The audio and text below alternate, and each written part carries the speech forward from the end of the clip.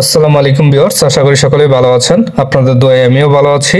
আজকের বিষয়টি হচ্ছে সৌদি আরবে আসার পর একামা কার্ড পাওয়ার প্রক্রিয়া এবং 3 মাস পর যদি এটি না পাওয়া যায় তাহলে কি করা উচিত তা নিয়ে এই ভিডিওতে বিস্তারিত আলোচনা করব। মানে আপনার একামা কার্ডটি পেতে হলে আপনাকে কি কি প্রক্রিয়া অবলম্বন করতে হবে এবং একামা কার্ডের একটা নির্দিষ্ট সময় আছে যে 3 মাস। 3 মাসের ভিতর যদি কোম্পানি একামা কার্ড না দেয় তাহলে কোনো সমস্যা নেই। যদি 3 মাসের পরে আপনার একামা কার্ড কোম্পানি না দেয় তাহলে অনেক সমস্যার সম্মুখীন হতে হয়। ভিডিওটিতে আজকে আমি বিস্তারিত খুবই গুরুত্বপূর্ণ বিষয় নিয়ে আলোচনা করব। এই জন্য অবশ্যই ভিডিওটি প্রথম থেকে লাস্ট পর্যন্ত দেখার অনুরোধ রইল। টেনে টেনে দেখলে কিছু বুঝতে পারবেন না। আরেকটি কথা না বললেই নয়, যারা আমাদের এই ইউটিউব চ্যানেলটি এখনো সাবস্ক্রাইব করেননি তারা অবশ্যই চ্যানেলটি সাবস্ক্রাইব করে রাখবেন এবং বেল আইকন বাটনটি বাজিয়ে দিবেন। তাহলে আমাদের এই ইউটিউব চ্যানেলে এরকমই গুরুত্বপূর্ণ তথ্য ও নিউজ আপলোড দেওয়ার সাথে সাথে আপনাদের মনে নোটিফিকেশন চলে যাবে। আমি প্রথমে ক্লিয়ার করে নিচ্ছি যে একামা কার্ডটি কি। একামা হলো সৌদি আরবের বসবাসকারী বিদেশিদের জন্য একটি পরিচয়পত্র। এটি কর্মসংস্থানের অনুমতি দেয় এবং বিভিন্ন সরকারি পরিষেবার জন্য প্রয়োজন হয়। একামা না থাকলে আপনি দেশে আইনগতভাবে অবস্থান করতে পারবেন না এবং অনেক সমস্যা দেখা দিতে পারে। একামা কার্ড পাওয়ার প্রক্রিয়া। নিয়োগকর্তার দায়িত্ব। আপনার নিয়োগকর্তা একামা কার্ডের জন্য আবেদন করবে। সাধারণত এটি আপনার ভিসার প্রক্রিয়ার অংশ হিসেবে করা হয়। নথি প্রস্তুতি মানে কাগজপত্র কি কি লাগে। নিয়োগকর্তার পক্ষ থেকে নির্ধারিত নথি জমা দিতে হবে, যেমন পাসপোর্ট, স্বাস্থ্য পরীক্ষার রিপোর্ট, ফটো এবং অন্যান্য প্রয়োজনীয় কাগজপত্র।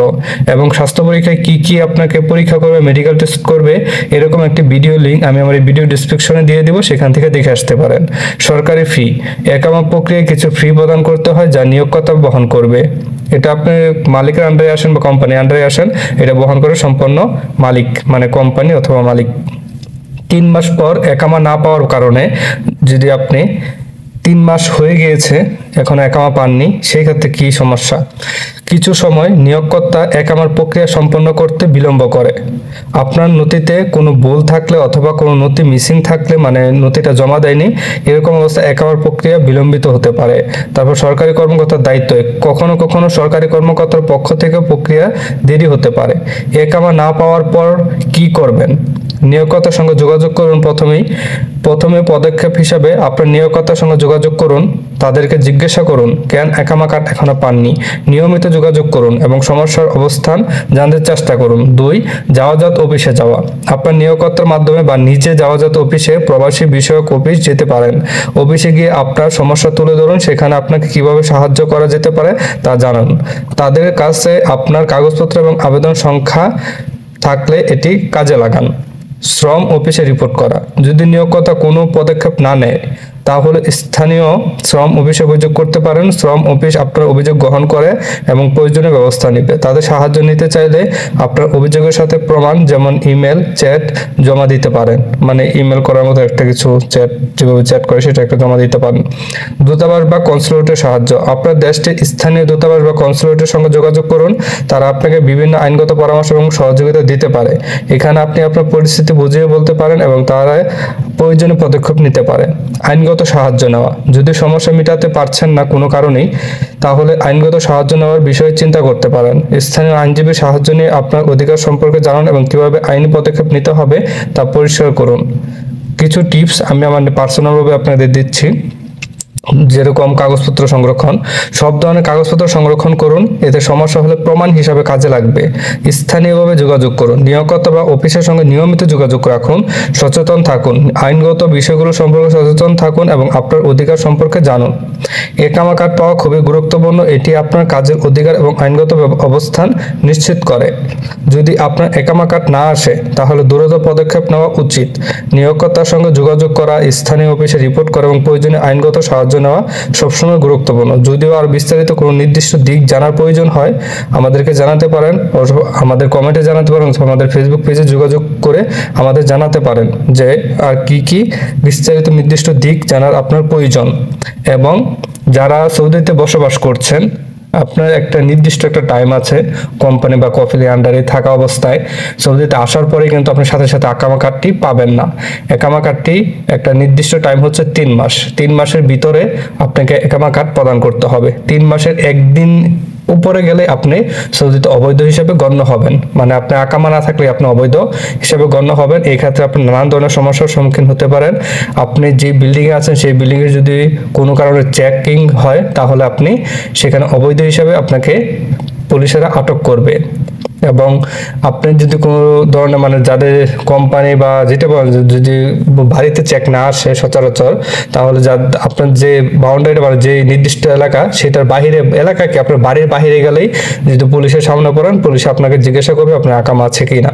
যদি আকামা না থাকে তাহলে অবৈধ হিসেবে গণ্য করবে এবং আপনাকে আটক করবে।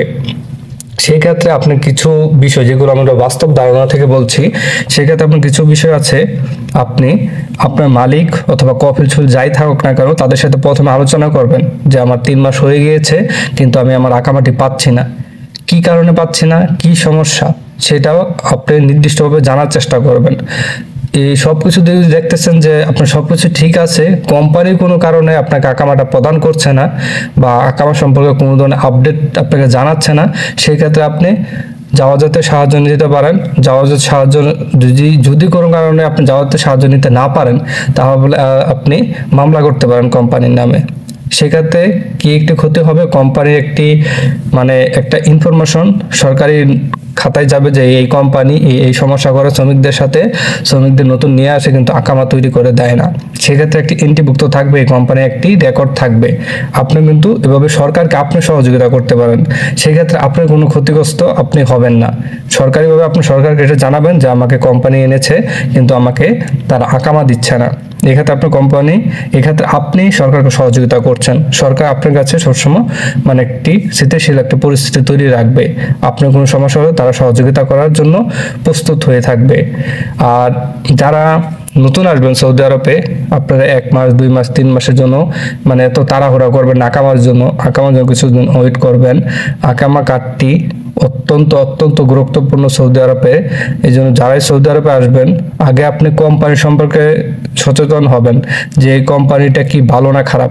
একটা কোম্পানিতে শ্রমিক কিন্তু এমনিতেই নিয়ে আসে না, সেই কোম্পানিতে আগে হোক পরে হোক নতুন হোক পুরান হোক সবাই কিন্তু কোনো ধরনের মানে কিছু না কিছু তারা জানে। এই কোম্পানিটা সম্পর্কে আপনি ইউটিউবে সার্চ করবেন, গুগলে সার্চ করবেন, ফেসবুকে সার্চ করবেন। এটা ভাই এখন বর্তমানে অনলাইন জগৎ, পুরো দুনিয়াটা অনলাইনের ভিতরে ঘুরপাক খায়। আপনি সেখানে আপনার কোম্পানির নাম লিখে সার্চ করবেন যে কোম্পানিটা ভালো না খারাপ। একটা কোম্পানি ভালোই পারে, মানে ভালো একটি কোম্পানি পারে আপনার আর্থিক অবস্থার উন্নতি করতে। তাই বারবার চেষ্টা করবেন আপনার কোম্পানিটি কি সঠিক না ভুল, আপনার কোম্পানিটি কি ডাইরেক্ট না সাপ্লাই কোম্পানি আকামা দেয় না, আর ডাইরেক্ট কোম্পানিগুলো আকামা প্রদান করে খুবই তাড়াতাড়ি, মানে যতটুকু সম্ভব তারা চেষ্টা করে আকামা দেওয়ার জন্য।